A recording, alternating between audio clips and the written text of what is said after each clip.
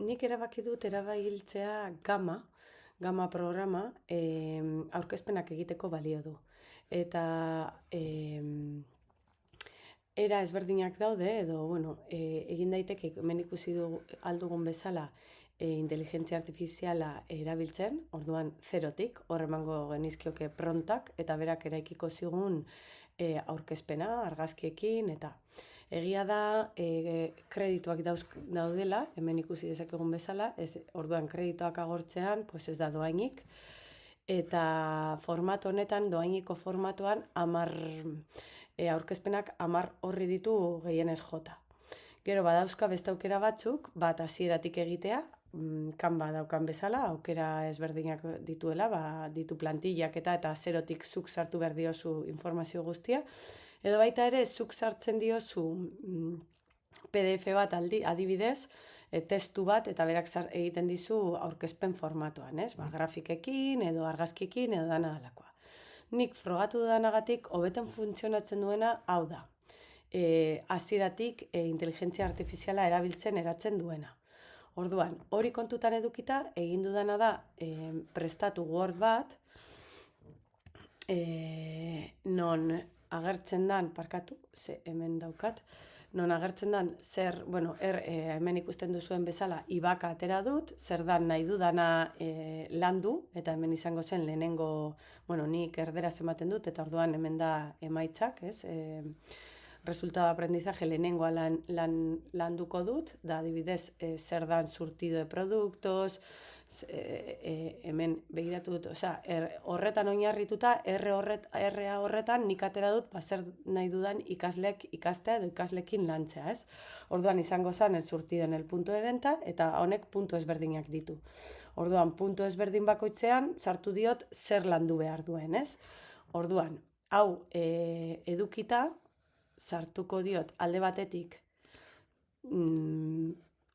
Gamari, Gama programan, crear nuevo, pegar texto, zeni nahi dudana da testu batzutik edo eskema batetik egitea.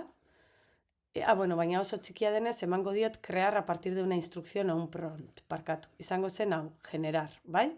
Orduan, emango diot a generar, eta hemen jartzen duen tokian describe lo que quieres hacer, ni sartuko diot prompt hau. Dala nik nahi dudana, ez? Aurkezpena, aukeratu dut hemen goian aurkezpena nahi dudala, ematen ditu aukera ezberdinak, ez? Pagina web, dokumento edo bestea. Orduan, nik aurkezpen bat nahi dudanez, bakarrik sartuko diot zer nahi dudan. Eta ematen diota editar instrukzion, eta berak, hortik, egiten dit, esan diot forma libre, ez diot nahi eman, instrukziones adicionales esango diot argazkia, orderaz jarriko dut, nahi ditu dala sartu argazkiak eta baita ere, ez du zertan argazki bat izan behar, edo irudiak edo grafikak edo berak nahi duena, baina aurkezpena anik eta bisualagoa egitea, ez izatea bakarrik testua, saiatzea sartzen ere beste formato batzuk. Orduan le voy a poner introduce fotos, imágenes o gráficas que ayuden en la comprensión del tema, bai? Orduan, nik ere esango diot, konciso nahi dut, ez diot askorik sartu, orduan berak aterako hortik, igual gehiago detallado beto, porque bestela ingo dit oso laburra, bai? Orduan, escribe para, hemen jarriko diot, estudiantes de grado superior de gestión de ventas y espacios comerciales, segundo curso. Eta hemen, un tono claro, académico y didáctico, A2, eta visuales, niri gustatzen gehiago fondo txuria edo argia daukatenak. Orduan aukeratuko dut hau, eta gero, berak esango dit estilo de imagen, berak nik esango diot, ez diote ezer konkretua sartuko, berak zer egiten didan, bale? Orduan, emango diot a generar, Eta ia zer ataratzen didan. Nik zer egingo dut ere, ChatGPT-ri ere galdetuko diot bardina, eta gero horrela konparatu ahal izango dut, batak eta besteak ematen didaten edukia, antzekoa dan, edo zentzua daukan, edo iturri bat baino gehiago konprobatuko dut. Ia, orduan hemen jarriko diot. Hazme desarrolla los siguientes puntos.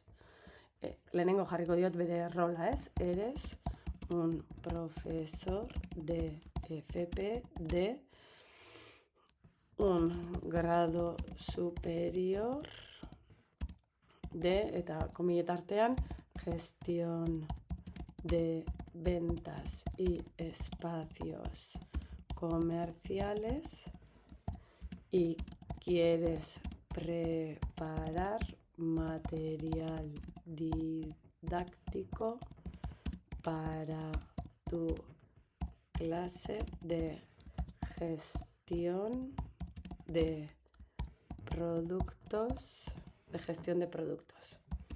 Te facilito los puntos a desarrollar. Bi punto, eta hemen itxatziko nioke bestean jarri duguna. Eta gero, gelituko litzaidake konparatzea, zer egiten didan batak eta zer egiten didan besteak. Gama jarraitzen du pentsatzen, hemen behiratzen dugu, egin dit kontzeptua, ze importantzia daukan, factores determinantes del surtido, cliente objetivo, recursos, espacio disponible eta competencia, ez?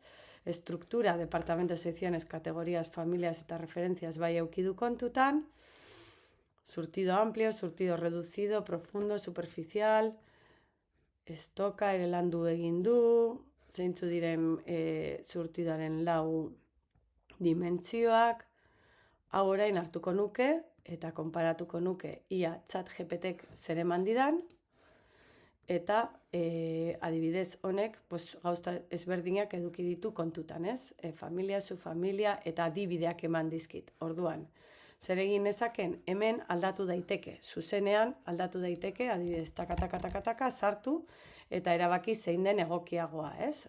Honek adibidez ez dizkit eman adibideak, ja naiteke hasierara eta sartu, ez? Ahaztu zaidala. Pues sartu adibide gehiago. Edo bai hartu alditu ChatGPTek ematen dizkidanak, eta bertan sartu. Eta behin daukadala, eman aldiozu, presentar. Eta hemendik ja jeitzi dezakezu, adibidez, hemen ematen diogu exportar en PDF, izan daiteke bere PowerPoint, eta ja eukiko genuke gure aurkezpena. Eta hemen agertzen da argazkiekin eta dena alakoa.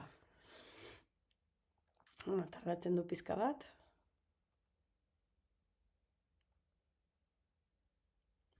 Bale, ikusiko dugu zelan atera digun.